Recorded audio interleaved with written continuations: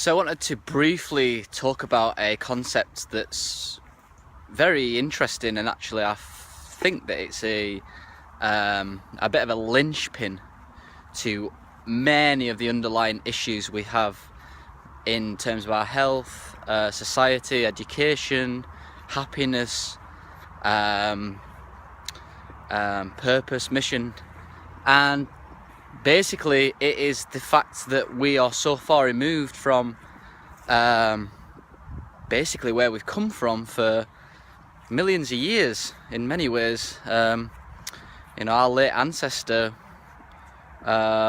before the Homo erectus was 1.8 million years ago. So there's been a big chunk of our time where we've basically been living a lifestyle that's on the most part been extremely beneficial, both socially, ecologically, in terms of education, in terms of health. So there's no question really that the kind of hunter-gatherer way of living was extremely healthful. I mean, no environmental damage, all of the studies tend to go towards very, very good health, a lot of happiness, a lot of community spirit, etc., etc. And when you contrast that to modern day civilization, the sad fact is no civilization has actually gone over around 1,500 years before the demise of that civilization. And I don't think it takes a rocket scientist to realise that we're going down the same route. Our health's decreasing rapidly, the increase of suicide rates, the increase of depression, things like cancer, look at the environment. And I think a lot of these problems can be helped by considering a kind of neo-Aboriginal way of living. So basically what I mean by that is not trying to go backwards, but trying to incorporate many of the positive aspects of how humans lived thousands of years ago, hundreds of thousands of years ago, that they've done for hundreds of thousands of years, basically unchanged. And what I just wanted to highlight is that many of the things that we do in nutritional balancing and many health practitioners is basically, in many ways, we're trying to get people back to that way of living. We offer people organic food. We want people to drink spring water. We want people to have good quality oxygen. We want people to get a little bit of movement. We want people to have a strong family unit. We want people to get outside in nature. Basically what we're doing is we're attempting to rewild a person. And I don't think you should be scared of the word wild. A lot of people think about rewilding, they think about some sort of ravenous hunter who kind of is aggressive and violent. I mean, in terms of violence, you just got to look outside in your back garden. Look at the motorways, look at the gardens. I mean, if that's not violent, what is violence? I mean, cutting up roots and ecosystems and insects and birds and wildlife in order to put a street in there or a lawn. In many ways, that's extreme violence to me. So this one thing that I've been exploring a lot recently, and I think naturally I've always been interested in this kind of way of living. I did parkour for 7 years, which is a kind of form of natural movement.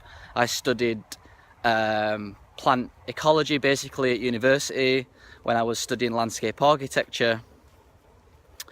But it's only been recently where I've really started to realise the importance of other aspects. So, how the old way of living was excellent for our community, for example.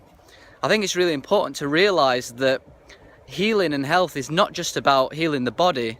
When you was living in these environments, many of the time we didn't have to worry about our health. It just was taken care of. All we had to think about then is other aspects of life that make people happy. And I think people forget about what makes humans happy. Of course, health makes humans happy, But true happiness really comes from strong quality relationships with other people, with the community, I would argue with the land. Other forms of happiness are things like community rituals, singing, dancing, storytelling, and all of these things that we've kind of lost, and then we wonder why we're not feeling incredibly happy. I personally thought that if I just fixed my health problems, I'd be happy. That wasn't the case, although I'm much more healthy than what I used to be. You know, I wouldn't say I'm 100% happy all the time. And I know what makes me happy because I understand it and I write it down. And I'll tell you what, things that make me happy are good quality friendships, are being in a community environment, are playing around with people and telling stories and laughing, you know. And my health is just something that allows me to do that. You know, in many ways, I used to see me getting healthy as a way of gaining happiness. I don't see that anymore. I see me being healthy now as a way to give and receive happiness. So it's kind of changed a little bit recently. So anyway, I'm really just going to start getting into this rewilding concept quite a lot because I do think it's extremely important. And one of the things that I don't necessarily see too much on the internet is I see a lot of gurus saying who've got to a certain point and they're telling everyone kind of what to do and what's best, which is fine. But there's not many people out there that are documenting things. So I'm going to document my rewilding journey.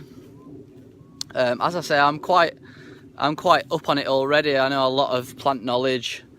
You know, I understand how to make fires, etc., etc. But if you compared me to an Aboriginal, you know, I'm probably got the intelligence of a 5-year-old when it comes to navigating my environment. So I'm not going to bombard this YouTube channel with plant identification videos and spoon making videos or whatever kind of stuff that I'm doing, but I am going to document it and I'm going to put it in the members area for now. Maybe I will do something else with it, but that's where it's going to be. So anyone who's interested in that journey that I'm going to go through, I'm going to document it really well, because I hope it will be an important product or package for people in the future, because let's face it, our health and society is getting much worse and we need a sustainable way of living that makes all humans happy. And I personally believe that there needs to be some sort of mergence between the old way of living and the old way of connecting with the earth and connecting with other people, and with some modern positive aspects that we've managed to attain, you know, from our, we'll call it evolution. Alright, so if you're interested in that, sign up to the members area on the website. Link is in the description box, and I'll speak to you all soon. A really simple exercise to do, that I like to do quite often, is to basically write down things that make you happy. Now, I know this sounds really simple, but a lot of people just don't even think about it or understand what truly makes what makes them happy. You know, the things that they like to do, you know, the people they like to meet, the activities they like to do, the hobbies they like to do. Because at the end of the day, if you want to be a happy person, you have to incorporate things into your life that genuinely makes you happy. And I think we get brought up in a world these days where the society basically tells us what is going to make us happy. So they say, you know, getting a career is going to make you happy, and, you know, climbing up that particular ladder, you know, getting a degree is going to make you happy, having lots of money is going to make you happy. When in reality, often a lot of these things don't actually make you happy. And a lot of the time you'll actually find that if you just sit down with yourself and figure out, you know, what do I enjoy doing that makes me happy, and just do more of them. it's such a simple thing to do, and it's something that I do quite a lot now. And I keep a list, and now and again I'll look at the list and I'll think, what things make me happy, and this person makes me happy when I hang about with them, or this particular exercise or hobby, or doing this, or walking in nature, or doing whatever. And basically, by doing more of that stuff, lo and behold, I got more happier. So, I know it's a simple thing, but it's something that we just don't think about. And culture does set us up to think that certain things are going to make us happy. And it's hard sometimes because you reach these goals and then you realise, well, actual fact, I'm not very happy anymore. One interesting observation I found is that I looked at my childhood and I figured out, I started to think, well, what made me happy as a child? Because children don't necessarily have these filters that we have in today's society, so they'll just do what they want to do. Do you know what I mean? That comes from an inner soul perspective. And I actually found that a lot of the stuff that I did as a kid, I actually still enjoy doing now. So I used to draw. I used to draw a lot when I was a kid. I used to enjoy drawing and making art. And it's like, well, that still makes me happy when I actually do force myself to do it. But I got brought up in a culture where people, I kind of thought that art was.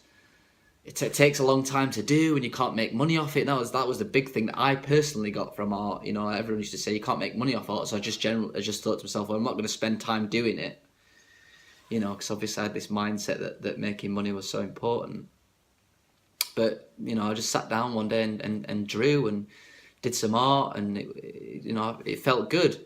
And another thing that I did when I was younger, is I did something called parkour. Which is basically, if you strip it back, today it's quite a high impact sport. But I actually, as a 14-year-old, I didn't see that. I saw the philosophy behind it, the natural movement behind it, and I actually followed the philosophy and the natural movement. Although I wouldn't recommend high impact parkour at the moment, I do recommend natural movement. It is important. It's important to jump, to crawl, to swim. We are bipedal humanoids, jogging, a little bit of hiking, climbing. So maybe if you have got some energy to do that, it is important to move around. So, that makes me happy to go and do that, to just go and walk, or to maybe even climb a tree. That makes me happy, and it made me happy when I was a 14-year-old kid. Playing out in the woods. I used to play out in the woods a lot. Getting out in the woods makes me happy. So it's interesting. Maybe you could do that observation yourself, is just to kind of think about what you did as a kid, and you'll find a lot of the times that you'll probably still find it quite enjoyable to do now, even whether it's play fighting or anything like that. I went to a session recently where it was play fighting session. And we basically got in a room with a lot of other people and did play fighting. It was great. I really, really enjoyed it. So yeah, that's just a thought. So I'll let you stew on that one. And I'll speak soon.